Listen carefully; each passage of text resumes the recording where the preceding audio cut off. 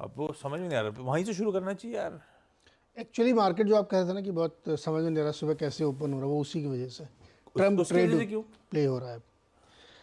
देखिए ट्रम्प के ऊपर जो भी घटना हुई, उस घटना के बाद बात उसकी वजह से मार्केट ने जो रिएक्शन दिया है ना, इस कॉन्टेक्स्ट में कि ट्रम्प ने बहुत बढ़त बना ली है अब, और लोग मान रहे हैं कि एक बहुत सिंपैथी की लहर चल रही है और अब 70% चांसेस हैं उनके कि वो जीत जाएंगे।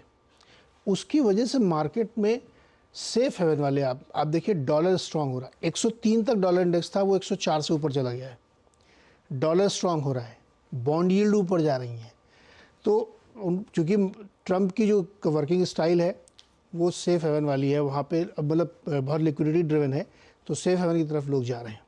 तो मार्केट इस समय थोड़ा सा भी ओपनिंग के समय ज़्यादा क्लैरिटी आएगी, कंफ्यूज है अभी, इसलिए इस तरह ट्रम्प का दिख रहा है। मार्केट्स के लिए अच्छा है, ऐसा है? ट्रम्प का ना मार्केट के लिए अच्छा डेफिनेटली। कुछ जैसे चाइना के ऊपर बहुत सारे वो फिर से लगाएंगे रिस्ट्रिक्शंस वगैरह, अमेरिका फर्स्ट, अमेरिका फर्स्ट बाजारों पे और फोकस, अमेरिका इकोनॉमी पे मार्केट के लिए तो फोकस। अच्छा है। मार्केट में फिर तेजी, अच्छा एलन मस्क जैसे लोग खुल के सपोर्ट कर रहे हैं, खुल के एकदम एकदम। तो और ट्रम्प का आना मतलब ग्लोबल डिस्ट्रप्शन भी रिड्यूस होंगे। I am sure Russia Ukraine वहीं थमेगा जब ट्रम्प लौटेंगे, एग्जैक्टली ऐसा लगता है। अब पता नहीं क्या होगा। ऐसा लगता है इसलिए भी मुझे कि एक G7 की बैठक चल रही थी कल यूएस में ही, तो उसमें हंगरी ने बाइक उस मीटिंग से बाहर निकल के और उसने रशिया की तरफ से समर्थन किया कि उनकी बात भी सुनी जानी चाहिए, जबकि वो पार्ट G7 के, मतलब उस बैठक में वो पार्टिसिपेट कर रहे थे। तो गेम ये हो रहा है कि अब थोड़ा टिल्ट हो गई पॉलिटिक्स वहाँ की, कल के बाद से बहुत ज़्यादा अब ट्रम्प के साइड में झुक गया ज़्यादा मामला। ये बोल अजीब तो था, लेकिन मार्केट ट्रेड कर रहा है। वो पीछे लोग प्लेकार्ड लेके खड़े भी हुए, यू आर फायर्ड। और वो तीन तो बिल्डिंग थी जहां पे वो पेंसिल्वेनिया में वो स्पीच चल रही थी उनकी। हाँ, 3 बिल्डिंग में भी सीक्रेट सर्विस नजर नहीं रख पाया। ये एक बहुत ही मिस्ट्री है एनर्जी तो बड़ा खतरनाक है। कि मोदी के 150 रोड शो में मीटर, जाते हैं तो हर बिल्डिंग के ऊपर खड़े रहते हैं। हाँ 152 यार्ड की दूरी पर वो मैन्युफैक्चरिंग यूनिट जिसके ऊपर वो बंदा गन लेके खड़ा है। कुछ लोग कह रहे थे कि हम तो बता रहे थे इनको सीक्रेट वालों की, देखो उधर आदमी गन लेके जा रहा है, ध्यान ही नहीं दे रहे थे लोग। पर जो भी है, वो आइकॉनिक पिक्चर है जो प्रोड्यूसर साहब ने इस समय दिखाई है आपको। ट्रम्प ने भी रोका, वेट और वो आइकॉनिक है वो, है ना? ट्रम्प देवी कहते मेरा शू उधर रह गया, फिर मैं चलूंगा। बट ये एक्चुअली बहुत बड़ी घटना होती है, अगर कल जरा सा भी गड़बड़ हो जाती तो बहुत बड़ी घटना होती है। तो मुझे तो मैं तो सुबह लेट उठा था, संडे था थोड़ा, तो मैं तो वीरू का टेक्स्ट से पता चला ऐसा हो गया। वीरू से मेरे को पता चला।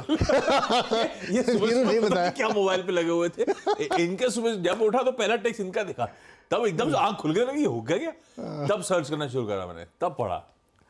तो कल खैर यूएस में सारा कुछ यही भरा हुआ था, और अब पूरा वहाँ का जो टेक्सचर है वो चेंज हो गया पॉलिटिकल, और मार्केट का भी, मार्केट वैसे रिएक्ट भी कर रहा है।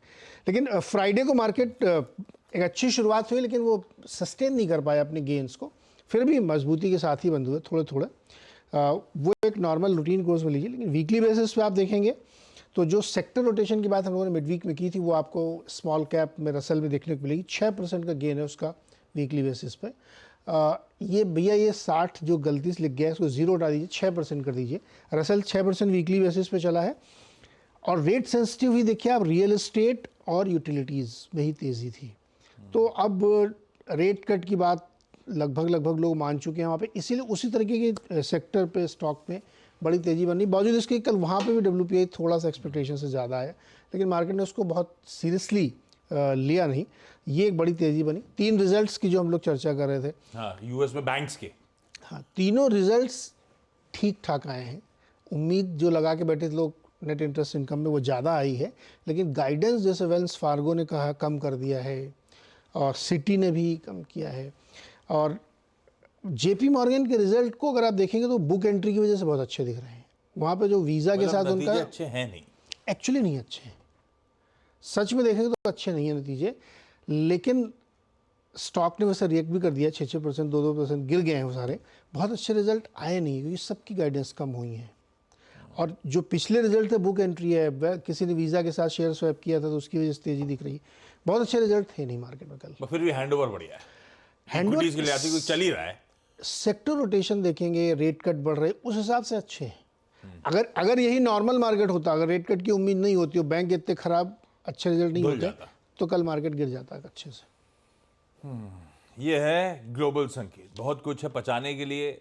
जहाँ तक ट्रम्प साहब की बात है कि यूएस के फ्यूचर्स खुद आज मजबूती के साथ चल रहे हैं, तो ठीक है, सारे समीकरण ठीक ही बैठ रहे हैं ग्लोबली। लेकिन अब वीरू से जाना जाए हमारा फिर आज का अप्रोच। उससे पहले पता है, back to back last week 6th straight week हो चुका है भारतीय बाजारों में वीक ऑन वीक गेन्स का। इस तरह से हम बजट को अप्रोच कर रहे हैं। ये देखिए, ये 6 हफ्ते हो चुके हैं, हर वीक मजबूती के साथ कामकाज। पिछले हफ्ते भी ले दे के 3/4% मजबूती के साथ ही वीक ऑन वीक गेन्स मिले। पर ठीक है, फ्राइडे का सेशन एक बार स्क्रीन पर रखिएगा। चर्चा हुई थी निफ्टी अगर 411 को ब्रीच करेगा, पार करेगा, तो 519 और 519 के बाद 578, 605 तक के स्विंग्स पॉसिबल है।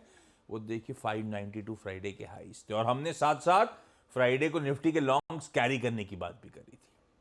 वीरो, बढ़िया रहा निफ्टी का फ्राइडे का अप्रोच। आज फिर अगर लॉन्ग्स कैरी कर रहे हैं तो रिवॉर्ड मिलेगा। 1/3% मजबूती के साथ गिफ्ट निफ्टी कह रहा है शुरुआत होगी। ग्लोबल क्यूज भी ठीक ठाक है।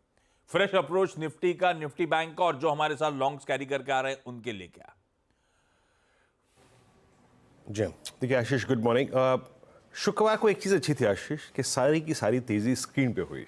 निफ्टी आईटी खुला स्ट्रॉन्ग, हल्का सा कोलैप्स हुआ, लेकिन फर्स्ट डिप के बाद 915 से लेकर 919 का जब स्विंग कटा, उसी वक्त क्लियर हो गया था ये है इंडेक्स दिन का। और इसका इम्पैक्ट पड़ना था निफ्टी पे, ना कि निफ्टी बैंक पे। तो निफ्टी ने वो माइलेज लिया। पहले क्या क्रॉस हुआ, 24,400 का थ्रेशोल्ड पॉइंट, वो कॉलाइटर था न्यूली कमेंस्ड वीकली कॉन्ट्रैक्ट का। फिर 500 पार हुआ और 519 के बाद वो पूरा का पूरा एक शॉर्ट कवरिंग स्विंग था। लॉन्ग कैरी हमने इसलिए किया क्योंकि कन्विंसिंगली अगर आप देखें अपने कॉलाइटर्स के जोन में ट्रेड कर रहा था निफ्टी। ये पूरी की पूरी तेजी अगर आप देखें बहुत हद तक स्पॉन्सर करी निफ्टी आईटी ने, और निफ्टी आईटी को ये स्ट्रेंथ के पीछे बड़ा कारण थे एफआईआईस। आप स्टेट्स देखिए आशीष, ह्यूज कैश बाइंग और करीब करीब 4021 करोड़ रुपए की उनकी बाइंग, 1651 करोड़ रुपए का डीआईएस का सेल था। तो एफआईआईस ने दो चीजें करी, cash buying in IT counters, long in IT, short cover in IT. वो स्टॉक फ्यूचर्स में उनके स्टैट से बिल्कुल क्लियरली विजिबल है। और इंडेक्स को फर्दर उन्होंने ऐड किया 414 करोड़ रुपए का, जो ये नया थ्रस्ट आया उसके बाद, क्योंकि वो 2 दिन से इंडेक्स बेच रहे थे, बुधवार और गुरुवार को। तो इंडेक्स को एक फिर थ्रस्ट मिला आशीष। और इस बाइंग के साथ 1414 करोड़ रुपए की आपने 16,000 कॉन्ट्रैक्ट लॉन्ग करे। आपके नेट लॉन्ग एडिशंस में फर्दर एक जंप आया है, 3,27,000 आउटस्टैंडिंग हुई है। और आपने एक और चीज करी, 24,500 के ऊपर उस ट्रांजिशन प्रोसेस में एंटर कर गए आप। मैं आज के सेशन को कैसे अप्रोच करूंगा और गैप अप को कैसे अप्रोच करूंगा, एक चीज जहन में फिर भी रखिएगा, अगेन रखिएगा, दैट्स थ्रेशोल्ड पॉइंट और पुट राइटर्स के जोन। ठीक है।